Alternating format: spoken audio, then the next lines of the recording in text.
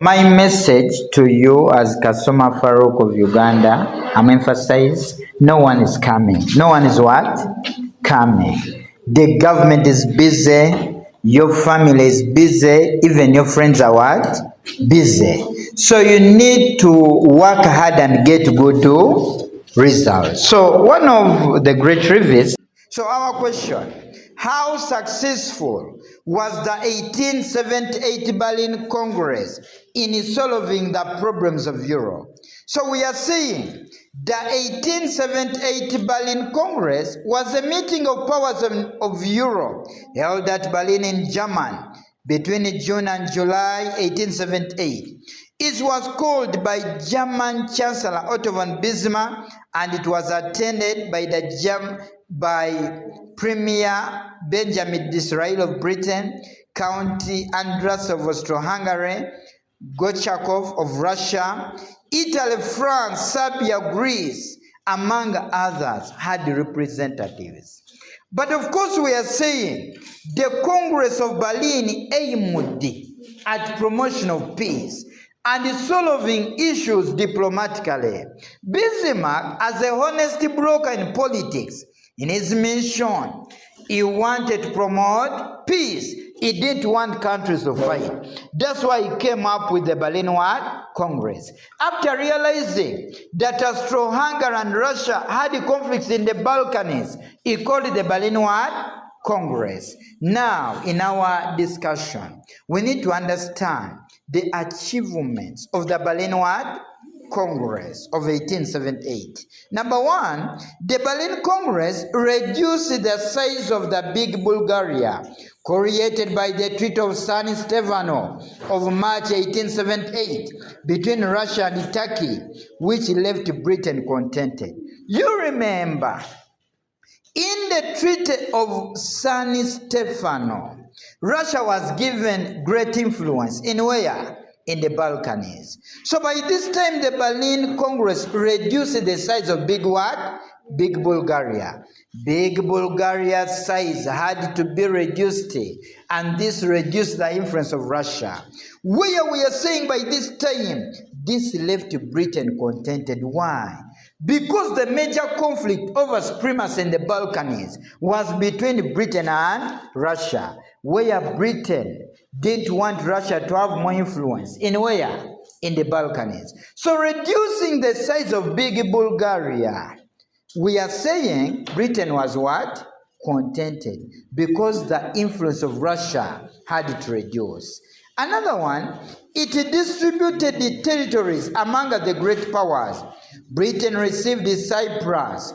Austro-Hungary was allowed to administer Bosnia-Herzegovina, and Russia retained Bessarabia. So we are saying by this time, the Congress distributed the territories among the great powers. As the great powers received the territories, by this time this led to relative peace, because at least every power had to get a what? A share. So praise be to the lead diplomats. That was Otto von Bismarck. Mind you, he was a honest broker in politics. We are saying it prevented the wholesome and the sudden collapse of the Ottoman Empire. Where we are saying at one time the empire was going to collapse because it had so many problems. Now Bismarck called the Berlin Congress. What happened in Berlin, where Bismarck by this time had to convince the Sultan Abdul Hamid, like to stop discriminating and oppressing the non-Muslims. And at least this made some countries that were rising up against the empire to stop, because they were promised by the Sultan that he was going to give them freedom. Another one, the Congress successfully prevented the war between Britain and Russia, since some of their complaints were properly and diplomatically settled.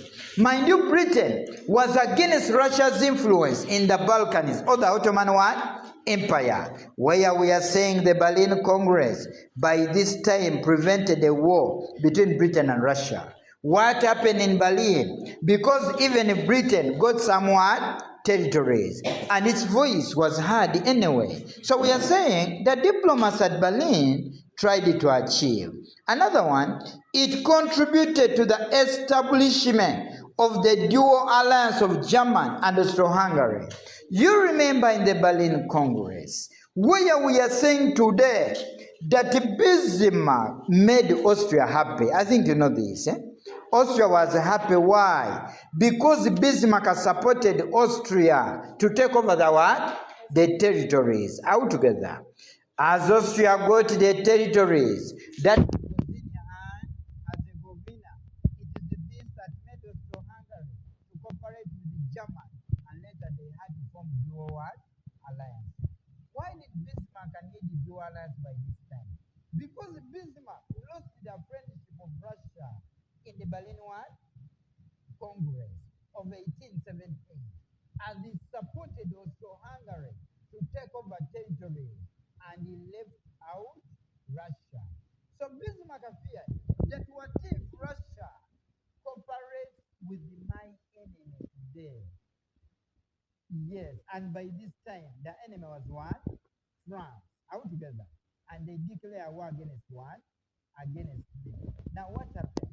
Bismarck, as a strategic thinker, had to get the support of Austro-Hungary. So we are realizing the formation of an alliance.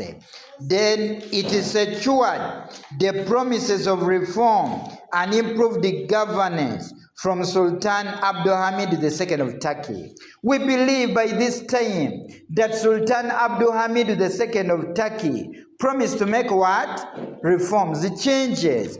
I can tell you the Sultan was oppressing the non-Muslims, but he promised to change. I can say, we cannot say that he fulfilled all, but at least he did what? He promised. He gave them a hope for another day.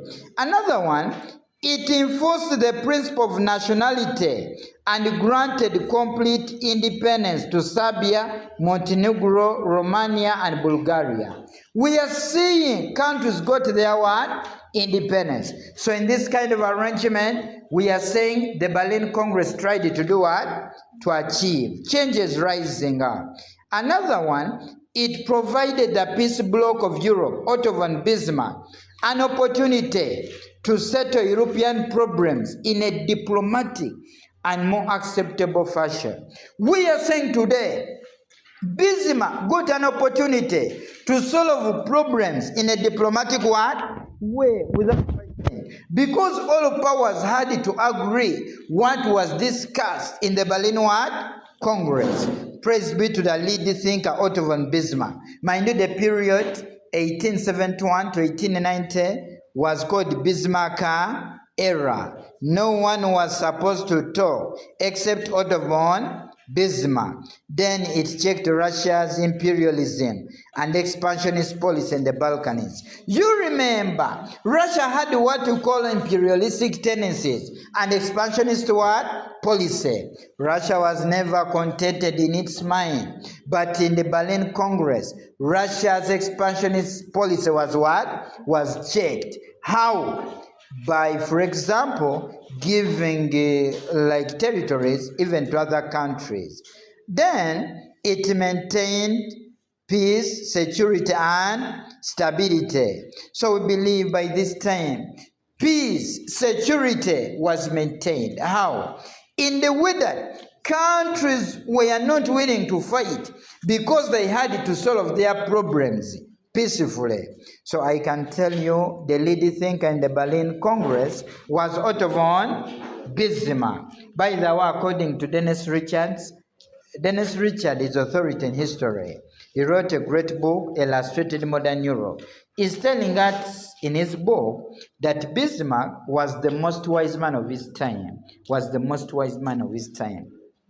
Don't ask me whether in your area there were no people, but according to Dennis Richards, Bismarck was the most wise. My message to you as Kasoma Farouk of Uganda, I'm emphasizing, no one is coming. No one is what?